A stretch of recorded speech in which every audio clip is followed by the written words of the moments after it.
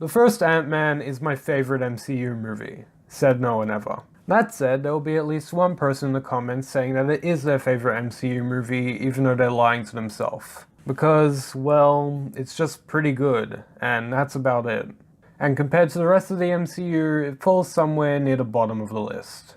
But we're getting a sequel because it was set up, and I guess Marvel had no choice. So now, Ant-Man and the Wasp has finally arrived. It's time to review it. Watch this. We make a pretty good team. Okay, easy now. Okay, first up, after I give my rating for the film, I'll talk about spoilers. And by spoilers, I mean those end credit scenes. But don't worry, there will be plenty of warnings, so nothing will be ruined. Alright, so I didn't love Ant-Man. It had some fun moments, but overall, it was just an alright movie, and I wasn't overly excited for a sequel. I mean, the trailers looked pretty fun, and if you don't already know, I'm a huge fan of the MCU, so I was looking forward to this. So now Ant-Man and the Wasp is out, and I think it might be a bit below the first Ant-Man in terms of quality. I mean, it's definitely not bad, but not really that great either. Let's start off with the positives. All the performances were really good, and I liked all the character interactions. Paul Rudd was good, just like how he was in the first movie. I like how throughout the movie he was just so stressed because he had so much going on one day and he kept screwing up. I think everyone has those days and can relate to that. Evangeline Lilly was good and had some of the best action scenes in the movie.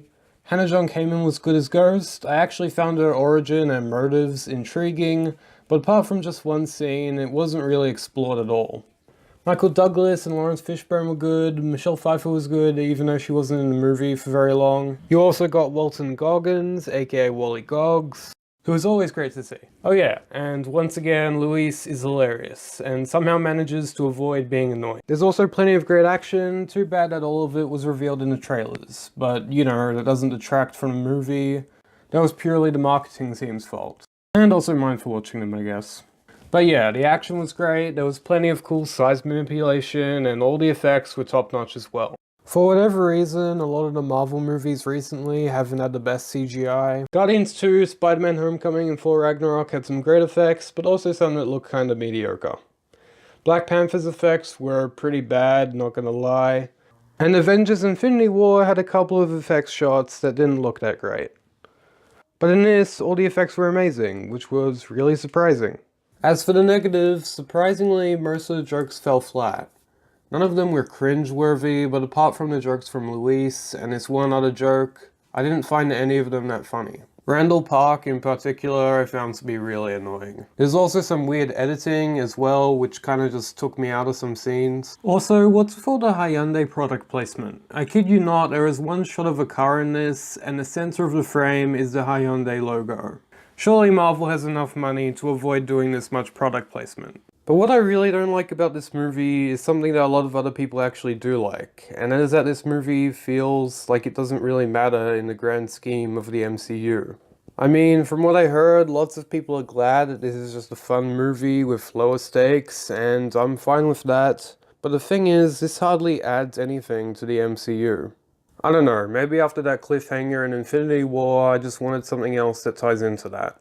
Overall, Ant-Man and the Wasp was a bit of fun, but that's really all there is to it. And out of all the Phase 3 movies, this is definitely the weakest. I'm gonna give Ant-Man and the Wasp a 7 out of 10. And in terms of my ranking compared to the other MCU movies, it would probably go right about here for now. Alright, now I'm going to talk about those two end credit scenes. So if you haven't seen Ant-Man and the Wasp yet, for whatever reason, maybe you live in Europe, click off now. 5, 4, 3, 2, 1. Hank Pym, Janet, and Hope Van Dyne all turn to ash because of the snap. Also, I'm guessing Ant-Man will probably use the quantum realm to time travel, but I'm going to discuss that in an upcoming video. So I'm going to save my thoughts until then. The end credit scene I really wanted to talk about was the second one, which was by far the most shocking. I'm not even joking.